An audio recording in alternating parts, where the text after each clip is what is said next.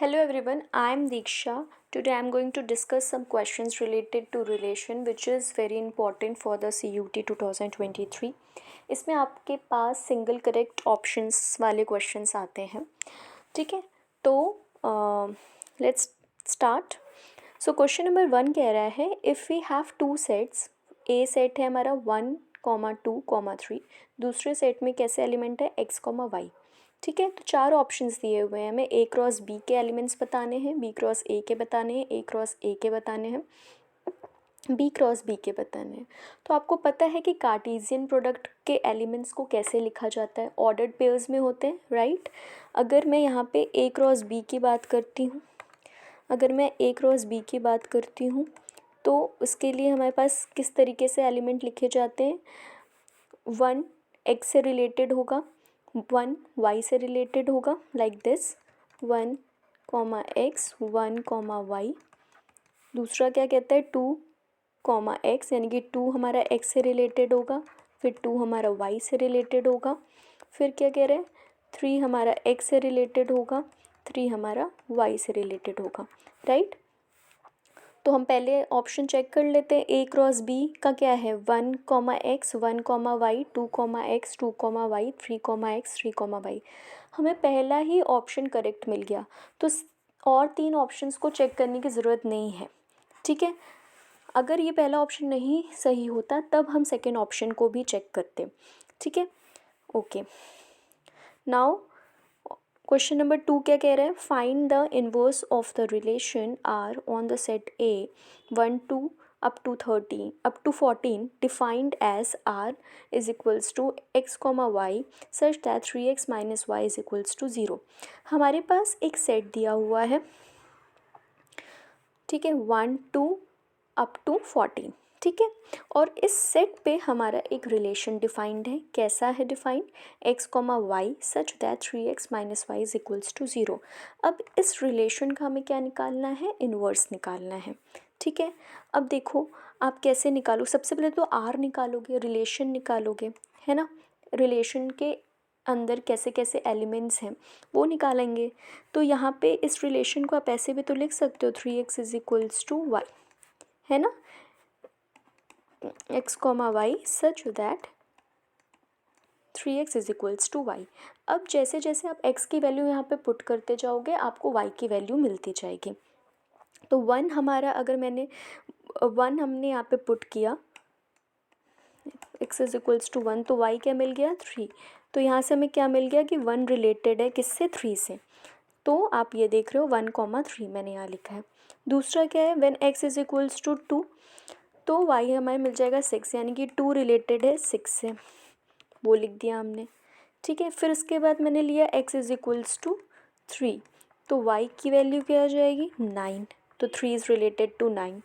वहीं पे अगर मैंने x इज इक्वल्स टू 4 रखा तो y की वैल्यू क्या आ जाएगी 12, तो ये 4, 12 आ गया. ठीक है, अब अगर आप x is equals to 5 put करोगे तो y की वैल्यू क्या आ जाएगी 15, जो कि सेट के अंदर नहीं है, सेट ए के अंदर नहीं है, इसलिए हम x की वैल्यू 5 नहीं लेंगे, यानी कि 5 किसी भी नंबर से रिलेटेड नहीं होगा. सिमिलरली 6 भी नहीं होगा, 7 भी नहीं होगा. ठीक है, तो हमारे पास जो रिलेशन के अंदर एलिमेंट्स आएंगे वो कौन कौन से होंगे, 1, 3, 2, 6, 3, 9, 4, 12. ठीक है, अब जब भी किसी भी रिलेशन का इन्वर्स करना होता है ना, तो जो रिलेशन के अंदर एलिमेंट्स हैं उनको क्या कर दो, उल्टा कर दो, उनका इन्वर्स कर दो. ठीक है, रिवर्स कर दो. जैसे 1, 3 है तो 3, 1 कर दो, 2, 6 है तो 6, 2 कर दो, 3, 9 है तो 9, 3 कर दो, 4, 12 है तो 12, 4 कर दो. तो ये आपका क्या हो जाएगा, inverse of a relation R on a set A. अब ऑप्शन ए देखो क्या कह रहा है, R inverse is equals to 1, 3, 2, 6, 3, 9, 4, 12. तो ये तो कतई नहीं होगा. फिर बी ऑप्शन देखो, R inverse is equals to 3, 1, 6, 2, 9, 3, 12, 4, यानी कि बी ऑप्शन क्या हो जाएगा, सही हो जाएगा. ठीक है, चलो क्वेश्चन नंबर 3 देखते हैं. क्वेश्चन नंबर 3 कह रहा है for a real number x and y defined x related to r if and only if x minus Y plus root 3 is an irrational number सबसे पहले ये देखो, जो रिलेशन है वो रिलेशन किस तरीके से डिफाइंड है। दो रियल नंबर एक दूसरे से रिलेटेड तब होंगे जब x minus Y plus root three क्या हो जाएगा, एक इर्रेशनल नंबर हो जाएगा। ठीक है, अगर और अब उस रिलेशन के बारे में पूछ रहा है, क्या वो रिलेशन रिफ्लेक्सिव होगा, सिमेट्रिक होगा, ट्रांजिटिव होगा या कुछ नहीं होगा। ठीक है, सो क्वेश्चंस शुरू करते हैं, सॉल्यूशन शुरू करते हैं। सबसे पहले आपको पता है अगर रिफ्लेक्सिव, हमें किसी भी आर को रिफ्लेक्सिव बताना होता है तो हम for every x belongs to A, x comma x belongs to R, है ना। ये कोई रिलेशन है जो कि डिफाइंड है ऑन सेट ए। तो सेट के हर एक एलिमेंट के लिए x comma x belongs to R होना चाहिए। आर क्या एक रिलेशन है, ठीक है, यानी कि हर एलिमेंट अपने आप से रिलेटेड होना चाहिए। तो यहाँ पे अगर मैं रिफ्लेक्सिव निकालूँ x रिलेटेड टू x, तो x minus x plus root three, right. तो ये क्या आ जाएगा, रूट थ्री, और ये क्या है, एक इरेशनल नंबर है। तो ये सेटिस्फाई कर रहा है रिलेशन के कंडीशन को, प्रॉपर्टी को, राइट। तो हमारा क्या हो जाए, x is related to x हो जाएगा for every x belongs to real number. ठीक है, सो आर हमारा क्या हो जाएगा, रिफ्लेक्सिव हो जाएगा। ठीक है, सो ऑप्शन ए तो मुझे ट्रू दिख रहा है।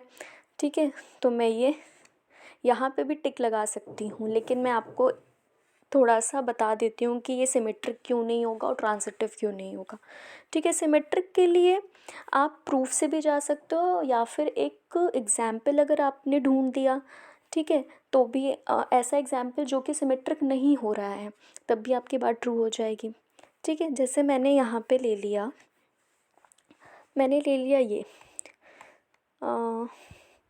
Root three related to zero. Root three related to zero किस तरीके से, root three minus zero plus root three, तो ये क्या दे रहा है, टू रूट थ्री। तो ये क्या हुआ है, एक इर्रेशनल नंबर हुआ, राइट। ये क्या हुआ, एक इर्रेशनल नंबर हुआ। ठीक है, अब बताओ आपको ये चीज़ पता है। देखो, सबसे पहले तो आपको सिमेट्रिक प्रूफ करने के लिए, बताने के लिए क्या करना होता है, if x is related to y this implies y is related to x। ठीक है, अगर x हमारा y से रिलेटेड है तो y को भी x से रिलेटेड होना पड़ेगा, तभी बोलेंगे कि हमारा r क्या है, सिमेट्रिक है। तो अगर root three related to zero है तो हम zero related to root three भी हमारा अगर आएगा तभी बोल सकते हैं कि r हमारा सिमेट्रिक है। अब यहाँ पे देखो, क्या ज़ीरो थ्री से रिलेटेड है, ये आ जाएगा zero minus root three plus root three, तो रूट थ्री क्या हो जाएगा, कैंसिल हो जाएगा, तो हमारे पास क्या बचेगा, सिर्फ ज़ीरो। तो ये क्या हो जाएगा, रैशनल नंबर, जो कि रिलेशन की जो हमने प्रॉपर्टी दी है उसको क्या करेगा, सेटिस्फाई नहीं करेगा, इसलिए आर हमारा सिमेट्रिक नहीं है। सो बी ऑप्शन तो नहीं है। ठीक है, अब ये देखो कि वो ट्रांजिटिव क्यों नहीं है। मैंने कहा कि x इज़ रिलेटेड, ट्रांजिटिव के लिए भी देखो क्या होता है कि if x related to y and y is related to z, so this implies x is related to z for every x y z belongs to real number. ठीक है, अभी यहाँ पे सेट हमने रियल नंबर लिया इसलिए मैंने यहाँ पे रियल नंबर लिख दिया, अदरवाइज़ आप सेट लिखोगे चाहे A B C whatever you want to write, you can write. ठीक है, अब यहाँ पे देखो, अब जब x is related to y है तो यहाँ पे जो हमारी प्रॉपर्टी है रिलेशन की वो क्या सेटिस्फाई करे, x minus Y plus root three, है ना। इसको फर्स्ट इक्वेशन ले लिया, और y अगर रिलेटेड टू z है तो इसको क्या लिखेंगे, y minus Z plus root three. ठीक है, अब क्या करो, फर्स्ट में से सेकंड को सब्सट्रैक्ट कर दो। तो जब फर्स्ट में से सेकंड को सब्सट्रैक्ट करेंगे तो क्या मिलेगा, हमारे पास मिलेगा x minus Y plus root three minus Y plus Z minus root three. तो हमारे पास क्या बचा, x minus two Y plus Z. अब ये अगर एक्स वाई जेड, क्योंकि क्या बोल रहा है, एक्स वाई जेड क्या है, सेट ऑफ रियल नंबर से है, तो वो एक्स वाई जेड हमारा वो भी हो सकता है ना, रैशनल नंबर्स भी तो हो सकता है। तो वो वही कह रहा है कि अगर एक्स वाई जेड आपका रैशनल नंबर है तो उनका तो X minus Y two Y plus Z भी क्या हो जाएगा, एक रैशनल नंबर हो जाएगा। ठीक है, सो इसीलिए ये हमारा आर क्या है, ट्रांजिटिव भी नहीं होगा। तो इसका जो ऑप्शन है वो कौन सा सही हो जाएगा, इसका ऑप्शन हमारा ऑप्शन फर्स्ट सही हो जाएगा। ठीक है, नाउ वैसे इतनी ज़रूरत नहीं थी सिमेट्रिक और ट्रांजिटिव भी चेक करने की, क्योंकि हमें पहले ही ऑप्शन में पता चल गया था कि हमारा जो आंसर है वो रिफ्लेक्सिव ही होगा। अब कह रहे हैं which of the following true. ठीक है, which of the following is true. The intersection of two equivalence relation on a set A on a set is not an equivalence relation on the set। ठीक है, दूसरा कह रहा है कि the union of two equivalence relation on a set A is not necessarily an equivalence relation। ठीक है, तो सबसे पहले तो फर्स्ट वाला देखो, कह रहा है the intersection of two equivalence relation on a set is not an equivalence relation on the set. अब एक बात बताओ, इसकी प्रूविंग तो हम देख सकते हैं ना, इसकी प्रूविंग देखो, इसकी प्रूविंग क्या कह रही है, मैंने कहा कि आर और एस क्या एक रिलेशन है। अगर आर एंड एस रिलेशन है तो इंटरसेक्शन भी हमारा क्या होगा, रिलेशन होगा। किस तरीके से आप बोलोगे, अगर आर हमारा रिलेशन है किसी सेट ए पे डिफाइंड है, एस भी एक रिलेशन है सेट पे डिफाइंड है, और आपको पता है कि कोई भी रिलेशन अगर किसी सेट पे डिफाइंड है, मान लो ए पे डिफाइन है, तो ये रिलेशन हमेशा सबसेट होता है Cartesian product of A cross ए का, सॉरी कार्टेशियन प्रोडक्ट ऑफ ए का, सेट ए का। तो यानी कि ऐसे बोलते हैं ना कि R is a subset of A cross A. ठीक है, अगर आर रिलेशन है सेट ए पे तो आर भी हमारा सबसेट होगा ए क्रॉस ए का, एस भी हमारा सबसेट होगा ए क्रॉस ए पे। ठीक है, तो उनका जो आर और एस का इंटरसेक्शन होगा वो भी तो सबसेट होगा ए क्रॉस ए पे। ठीक है, सो आर इंटरसेक्शन एस क्या हो जाएगा, एक तरह का रिलेशन हो जाएगा ऑन सेट ए। अब हम बात कर सकते हैं इक्विवेलेंस रिलेशन की। अब वो कह रहे हैं intersection of two equivalence relation, तो मैंने आर और एस को इक्विवेलेंस रिलेशन मान के रखा हुआ है। ठीक है, अब हमें इनके इंटरसेक्शन की बात करनी है। तो इक्विवेलेंस रिलेशन के लिए तीन चीज़ चेक करनी होती है, एक होती है रिफ्लेक्सिव, एक होता है सिमेट्रिक और एक होता है ट्रांजिटिव। तो रिफ्लेक्सिविटी के लिए क्या करोगे, हमने कोई भी एक एलिमेंट चूज़ किया, arbitrarily element of set A. ठीक है, एक ए एलिमेंट मैंने चूज़ किया। ठीक है, और मैंने कहा कि A is related to A belongs to R and A comma A belongs to S. ठीक है, आर भी हमारा ए पे रिलेशन है, एस भी हमारा ए पे रिलेशन है। तो और आर और एस दोनों क्या है, इक्विवेलेंस रिलेशन है, यानी कि दोनों ही रिफ्लेक्सिव हैं। तो for sure A comma A R में भी बिलोंग करेगा, ए कॉमा ए हमारा एस में भी बिलोंग करेगा। तो ए कॉमा ए हमारा आर और एस के इंटरसेक्शन में भी बिलोंग करेगा, यानी कि यहाँ से क्या आ जाएगा, आर इंटरसेक्शन एस क्या हो जाएगा, रिफ्लेक्सिव हो जाएगा। अब सिमेट्रिक के लिए क्या करेंगे, सिमेट्रिक के लिए देखो,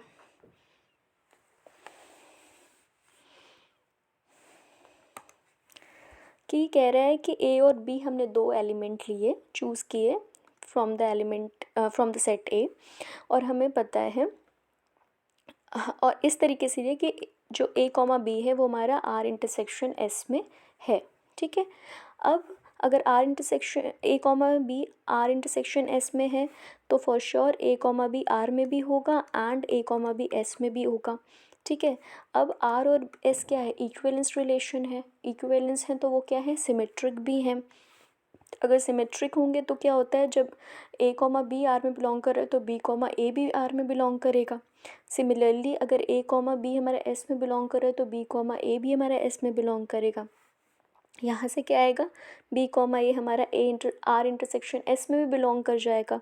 सो यहाँ से हमें क्या पता चला कि if A comma B belongs to R intersection S, this implies B comma A belongs to R intersection S for every a comma b belong you can write here for every a comma b belongs to where set A, ठीक है, this is wrong, fine. तो यहाँ से हमारे पास क्या आ जाएगा, so R intersection S is symmetric on set A. Now अगर मैं ट्रांजिटिव की बात करूँ तो ट्रांजिटिव के लिए क्या होगा, let A B C belongs to A such that a comma b belongs to R intersection S and b comma C belongs to R intersection S। ठीक है, हमने दो ऑर्डर्ड पेयर कंसीडर कर लिए, ए कॉमा बी जो कि are intersection S में belong कर रहा है और बी कॉमा सी जो कि आर इंटरसेक्शन सी में बिलोंग कर रहा है, ठीक है। अब यहाँ से हमें क्या मिला कि ए कॉमा बी हमारा आर में बिलोंग कर रहा है, एस में बिलोंग कर रहा है, और बी कॉमा सी हमारा आर में बिलोंग कर रहा है, एस में बिलोंग कर रहा है। अब ये वाला एलिमेंट, ये वाला उठाओ और ये उठाओ, इनको एक कर्ली ब्रैकेट्स में डालो एंड ये वाला एंड दिस पोर्शन इनको दूसरे कर्ली ब्रैकेट में डालो। तो यहाँ से आपका क्या आ जाएगा, यहाँ से आ जाएगा A comma B belongs to R, B comma C belongs to R, और आर क्या है हमारा इक्विवेलेंस रिलेशन है, यानी कि वो क्या हुआ, ट्रांजिटिव भी हुआ। तो वहाँ से हमारा क्या आ जाएगा, A comma C belongs to R. Similarly A comma B belongs to S, B comma C belongs to S, तो यहाँ से क्या आ जाएगा, A comma C belongs to S, यानी कि इनके इंटरसेक्शन में भी ए कॉमा सी आ जाएगा। तो मान के चले थे कि ए कॉमा बी और बी कॉमा सी दोनों बिलोंग कर रहे हैं आर इंटरसेक्शन सी एस में, तो वहाँ से हमें क्या मिला कि ए कॉमा सी भी हमारा आर इंटरसेक्शन एस में बिलोंग कर रहा है। सो यहाँ से हमें क्या पता चला, आर इंटरसेक्शन एस क्या है, ट्रांजिटिव है, यानी कि हमने रिफ्लेक्सिव भी दिखा दिया, सिमेट्रिक भी दिखा दिया और ट्रांजिटिव भी दिखा दिया। तो यहाँ से क्या हो गया कि आर इंटरसेक्शन एस हमारा क्या हो गया, इक्विवेलेंस रिलेशन हो गया, राइट। जबकि हमारे पहले वाले स्टेटमेंट में क्या कह रहा है कि इंटरसेक्शन जो होगा दो इक्विवेलेंस रिलेशन का कभी भी इक्विवेलेंस रिलेशन नहीं होगा ऑन सेट ए, है ना। तो ये बात तो गलत हो गई, यानी कि ये जो बोल रहा है both first and second true होगा, ये तो गलत हो गया। ओनली फर्स्ट ट्रू होगा, ये भी गलत हो गया। अब बचा सी और डी ऑप्शन। सो हमें ये देखना है सेकंड ऑप्शन सही है कि गलत है। कह रहा है सेकंड वाला स्टेटमेंट क्या कह रहा है, the union of two equivalence relation on a set is not necessarily an equivalence relation। अब इसके लिए क्या किया मैंने एक सेट लिया ए बी सी, ठीक है, ए बी सी। अब मैंने दो रिलेशन कंसीडर किया, एक आर कंसीडर किया जिसके अंदर मैंने रखा A B B C C A B B A, ये क्या है, एक इक्विवेलेंस रिलेशन है। और एस लिया मैंने A B B C C B comma C and C comma B, ये भी हमारा क्या है, इक्विवेलेंस रिलेशन है, ठीक है। अब ये देखो, इनका जब यूनियन करोगे तो क्या आएगा, A comma A B comma B C comma C A comma B comma A B comma C and C comma B, sorry B comma C and C comma B, ठीक है, ये आएगा। अब यहाँ पे देखो ये रिफ्लेक्सिव तो है, A comma A B comma B और सी कॉमा सी है, तो ये आर यूनियन एस तो रिफ्लेक्सिव है। और अगर आप सिमेट्रिक की बात करते हो, सो ए कॉमा बी है तो बी कॉमा ए है, बी कॉमा सी है तो सी कॉमा बी है, तो ये सिमेट्रिक भी है। लेकिन क्या ये ट्रांजिटिव है, देखो ए कॉमा बी है, बी कॉमा सी है, लेकिन ए कॉमा सी इसमें नहीं बिलोंग कर रहा है ना, ए कॉमा सी नहीं बिलोंग कर रहा है, यानी कि ये ट्रांजिटिव नहीं हुआ। और अगर ट्रांजिटिव नहीं हुआ तो ये इक्विवेलेंस रिलेशन नहीं हुआ, यानी कि जो सेकंड स्टेटमेंट है वो ट्रू हो जाएगा हमारा, यानी कि ऑप्शन सी सही हो जाएगा, ठीक है। आई होप कि आपको क्लियर हो रहा है।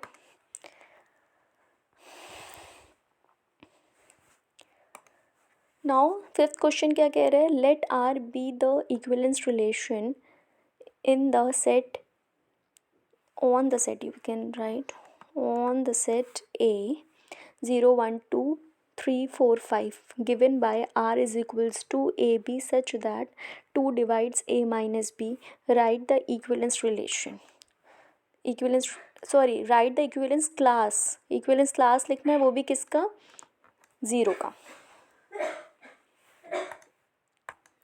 नाउ अब यहाँ पे आप एक चीज़ देखो, equivalence class is the set of those elements in A which are related to zero.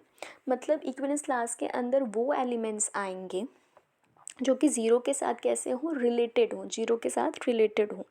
तो हमारे पास जो ये इक्विवेलेंस क्लास ज़ीरो की होगी वो कैसे डिफाइन हो जाएगी, ordered pair A comma zero belongs to R, और ए हमारा कहाँ का एलिमेंट होगा, सेट ए का एलिमेंट होगा। सो मैंने A comma zero belongs to R यहाँ पे लिया, ठीक है।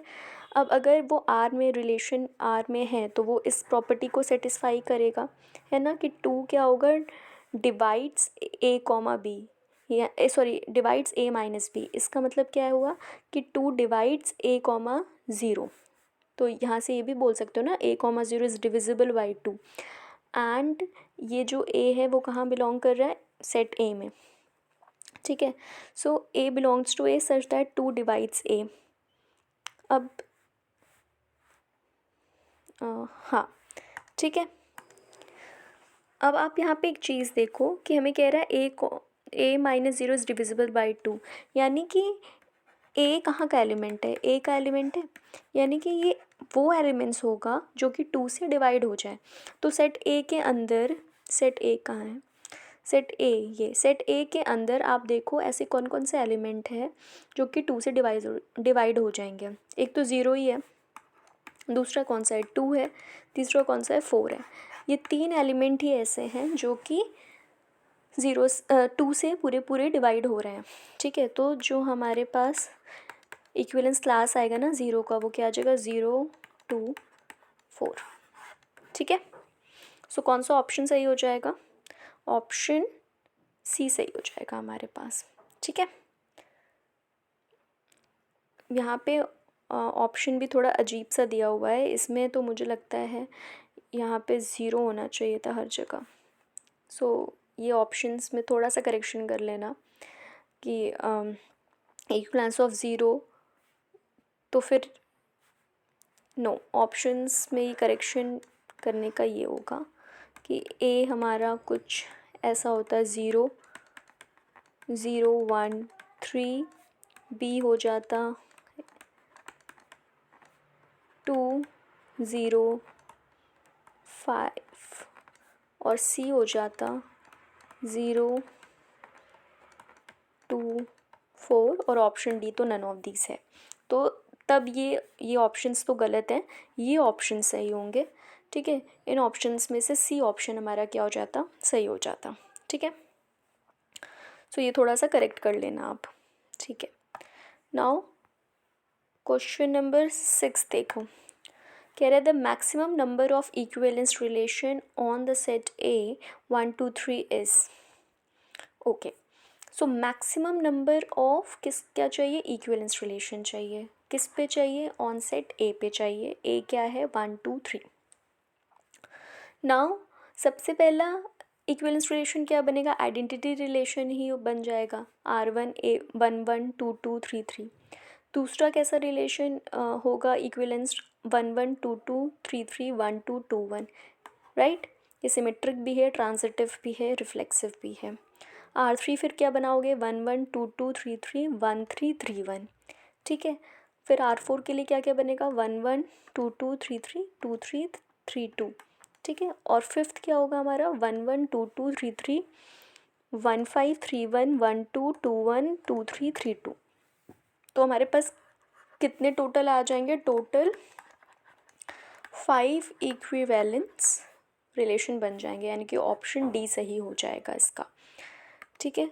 नाउ क्वेश्चन नंबर 7 क्या कहता है, let R be the relation on the set A 1 2 3 4 given by R equals to 1 2 2 2 1 1 4 4 1 3 3 3 and 3 2 10।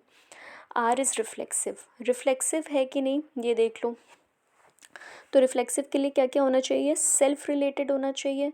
कितने एलिमेंट्स हैं, 1 2 3 4, तो सब आपस में रिलेटेड होने चाहिए। तो 1 1 तो है, 4 4 भी है, 3 भी है और 2 भी है, तो आर तो रिफ्लेक्सिव होगा, यानी कि ऑप्शन ए में रिफ्लेक्सिव है, ऑप्शन बी में भी रिफ्लेक्सिव है। ऑप्शन सी में रिफ्लेक्सिव कह रहे नहीं है, तो ऑप्शन सी तो गया। फिर वो कह रहा है R is an equivalence relation, ठीक है, तो ऑप्शन सी हमने हटा दिया। उसके बाद देखो क्या कह रहे हैं, अब हम किसको चेक करेंगे, सिमेट्रिक को चेक करते हैं। सो 3 2 है इसमें, लेकिन क्या 2 3 है इसमें? सो 3 2 तो बिलोंग कर रहा है आर में, लेकिन 2 3 क्या है, नहीं बिलोंग कर रहा है आर में। ऐसे और भी एलिमेंट्स हैं, जैसे इसमें 1 3 बिलोंग कर रहा है बट 3 1 बिलोंग नहीं कर रहा। इस तरह से बहुत सारे एलिमेंट्स हैं इसमें, 1 2 है बट 2 1 बिलोंग नहीं कर रहा, तो ये आर क्या है, सिमेट्रिक नहीं होगा। तो ऑप्शन ए में बोल रहा है R is reflexive and symmetric, option A गया। फिर अगर सिमेट्रिक नहीं है तो इक्विवेलेंस रिलेशन की भी बात नहीं कर सकते, सो ऑप्शन बी हमारा सही हो जाएगा। ठीक है, ट्रांजिटिव चेक करने की ज़रूरत ही नहीं है। ठीक है, ऑप्शन से भी आप काफ़ी अगर आप ऑप्शंस को डिस्कार्ड कर पाओ तो वो ज़्यादा अच्छा होता है एग्ज़ाम को क्लियर करने के लिए। ठीक है, क्योंकि हमें वहाँ पे बहुत कम टाइम मिलता है, 45 मिनट्स मिलते हैं। ठीक है, जिसमें हमें 40 क्वेश्चन करने होते हैं 50 में से। सो ट्राई करो कि आप कैसे कैसे ऑप्शंस को डिस्कार्ड कर सकते हो। ठीक है, which of the following is not true. Okay, so अब इसमें से कौन सा ऑप्शन ट्रू नहीं है? The identity relation on a non void set A is always reflexive relation. जो आइडेंटिटी रिलेशन होता है वो हमेशा रिफ्लेक्सिव रिलेशन होता है। ये बात तो ट्रू है, क्योंकि आइडेंटिटी रिलेशन क्या होता है, A comma A, B comma B, C comma सी। ठीक है, जहाँ पे ये ए बी सी कहाँ से बिलोंग कर रहे हैं, सेट ए से। ठीक है, यही हमारा आइडेंटिटी रिलेशन होता है और यही हमारा रिफ्लेक्सिव रिलेशन होता है। रिफ्लेक्सिव रिलेशन भी तो यही कहता है ना कि सारे एलिमेंट्स आपस में रिलेटेड होने चाहिए। ठीक है, तो ऑप्शन ए तो सही है। इसमें पूछ रहा है which of the following is not true. ये बात भी आपको एग्ज़ाम में ध्यान देना है कि एग्जैक्टली स्टेटमेंट पूछ क्या रहा है, ट्रू स्टेटमेंट्स के लिए पूछ रहा है कि फॉल्स स्टेटमेंट्स के लिए पूछ रहा है। सो अगर ये स्टेटमेंट ट्रू है तो मैं यहाँ तो टिक नहीं लगाने वाली हूँ। A reflexive relation on A is always identity relation, ये गलत है। क्यों?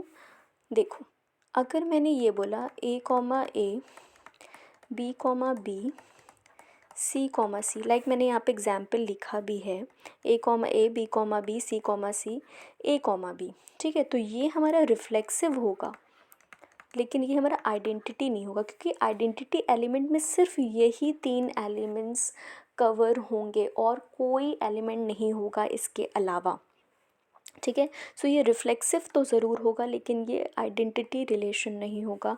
सो ये जो स्टेटमेंट बोल रहा है a reflexive relation on A is always identity relation, ये गलत हो जाएगा। यानी कि ये स्टेटमेंट इस क्वेश्चन के लिए क्या हो जाएगा, सही हो जाएगा। ठीक है, क्योंकि वो नॉट ट्रू वाले स्टेटमेंट को पूछ रहा है। ठीक है, चलो आगे बढ़ते हैं। 9th क्वेश्चन क्या कह रहा है, let R is a relation from 8 9 10 to 5 6 7 defined by Y is equals to X minus 4। The domain of R is, अब हमें क्या निकालना है, डोमेन निकालना है। आर कैसे डिफाइंड है, आर डिफाइंड है हमारा एक्स कॉमा वाई टाइप के एलिमेंट्स होंगे इसमें, और प्रॉपर्टी क्या कह रही है, Y is equals to X minus 4। ठीक है, अब यहाँ पे आप देखो रिलेशन कहाँ से है, इस सेट से इस सेट पे। तो सबसे पहले आपने x की वैल्यू 8 रखी, अगर x की वैल्यू 8 रखोगे तो क्या आएगा, y की वैल्यू आएगी 4। वहीं पे अगर x की वैल्यू आपने 9 रखी तो y की वैल्यू आएगी आपके पास 5, और अगर x की वैल्यू आपने क्या रखी, 10 रखी, तो y की वैल्यू आएगी हमारे पास 6, राइट, ये आएगी। तो हमारे पास जो रिलेशन में एलिमेंट्स आ रहे हैं वो कौन कौन से आएंगे, 8 4 नहीं आ सकता। 8 4 क्यों नहीं आ सकता, क्योंकि y इज इक्वल्स टू 4 आ रहा है, और y कहाँ का, y एलिमेंट कहाँ का होना चाहिए, इस वाले सेट का होना चाहिए, इसमें 4 है ही नहीं, इसलिए हमारा रिलेशन में 8 4 वाले ऑर्डर्ड पेयर नहीं आएंगे। तो कौन कौन सा आएगा, 9,5, 10,6। ठीक है। तो जो डोमेन हो जाएगा वो डोमेन क्या हो जाएगा, डोमेन ऑफ आर हो जाएगा 9,10 ये है। तो इसमें कौन सा ऑप्शन सही है, बी ऑप्शन सही हो जाएगा। ठीक है। चलो अब आओ क्वेश्चन नंबर 10 पे। क्वेश्चन नंबर 10 क्या कह रहा है, find the total number of relation on set A of cardinality 4। Cardinality मतलब क्या है कि ए के अंदर कितने एलिमेंट्स हैं, 4 एलिमेंट्स हैं। ए के अंदर कितने एलिमेंट्स हैं, 4 एलिमेंट्स हैं। ठीक है। हमें क्या निकालना है, टोटल नंबर ऑफ रिलेशन। और आपको पता है अगर कोई भी सेट है, अगर उसकी कार्डिनलिटी n है, तो जो टोटल नंबर ऑफ रिलेशन होता है वो होता है 2⁻n²। यहाँ पे गलत हो गया, ये भी गलत है, वेट। सो यहाँ पे आप करोगे 2⁻n², ये होगा आपका, राइट। कि जब भी आपका अगर कोई सेट है उसकी कार्डिनलिटी अगर n है तो जो टोटल नंबर ऑफ रिलेशन होगा वो होगा 2⁻n²। फाइन। n² क्यों कर रहे हैं, आपको अच्छे से पता है, आपने सेट में पढ़ा हुआ है कि अगर कोई भी पावर सेट होता है आपके पास, है ना, कोई भी पावर सेट, किसी भी सेट का पावर सेट होता है, ठीक है। तो उसकी जब कार्डिनलिटी निकालते हैं तो नहीं, एक ये भी, सॉरी, ये आप देख लो कि जब भी अगर मान लो हमें अगर टोटल नंबर ऑफ रिलेशन क्या है, एक तरह के सबसेट है ना, एक तरह का सबसेट है। तो पावर सेट में भी आपको पता है जब हम कार्डिनलिटी निकालते हैं पावर सेट ऑफ ए की, और तो हम देखते हैं कि सेट ए की कार्डिनलिटी क्या है, n है, तो पावर सेट की कार्डिनलिटी क्या हो जाती है, 2⁻n। और जो रिलेशन होता है बेसिकली वो क्या होता है, सबसेट ही तो होता है, लेकिन किसका सबसेट होता है, a क्रॉस a का। यानी कि अगर कार्डिनलिटी a की अगर n है तो a क्रॉस a की क्या कार्डिनलिटी होगी, n² होगी, है ना। a क्रॉस a की कार्डिनलिटी क्या हो जाएगी, n² होगी। ठीक है। So total number of relations, अब रिलेशंस क्या है, सबसेट है किसके, a क्रॉस a के। सो जो टोटल नंबर ऑफ रिलेशन हो जाएगा वो क्या हो जाएगा, 2⁻n²। ठीक है।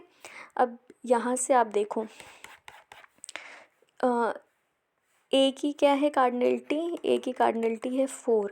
सो a क्रॉस a की कार्डिनलिटी क्या हो जाएगी, 16। तो जो हमारे पास टोटल रिलेशन हो जाएगा वो क्या हो जाएगा, टोटल रिलेशन हो जाएगा 2⁻16।